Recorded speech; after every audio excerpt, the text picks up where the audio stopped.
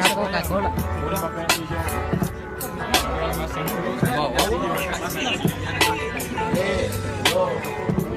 Tiempo, porque entra un flow es demasiado grande para que me hijo de puta, aquí no hay debate.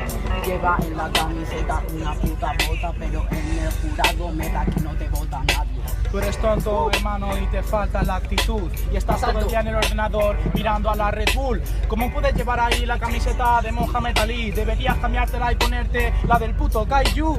Para demostrar este MC te revienta, porque cada vez que vuelves ya te clava 30. Llevo la camiseta de Mohamed Ali porque moriré siendo una puta leyenda. Eres una mierda y tu cerebro se queda en huelga. ¿Sabes qué te pasa? Conmigo entras al boxeo en la batalla y al final acabas contra las cuerdas. Si hablan de las cuerdas, vete para la guardería. Este MC aquí a ti ya te tira.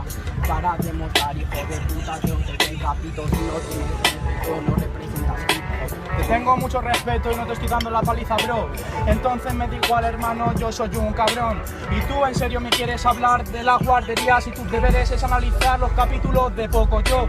Para demostrar, deja que este MC reviente. Para demostrar, hijo de puta, este MC te clava el diente. Para demostrar, dices que no me pegas una paliza, pero porque no puedes. A ver, cállate, te voy a meter en una jaula.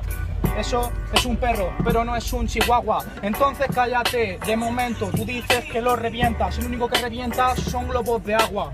Para demostrar tú solo cuentas aquí chistes, porque me da que yo te dejo ya que ya viste. Este es un perro, pero tú eres un meno y un meno ya asustas menos que un puto caniche. Eso que haces tú no lo denomino hip hop. Entonces cállate, vengo con el flow más cabrón.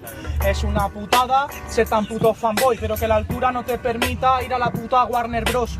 Para demostrar yo te pulo aquí envy, porque demuestro que yo soy el mejor MC. Claro que soy alto y tú alto boyaco, porque estamos comparando a Arbeloa con Leo Messi. Mejor para luego. Entonces cállate, loco, no te pongas en venta.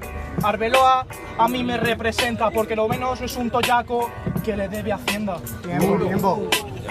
Jurado, 3, 2, 1. Grabo esto. Réplica.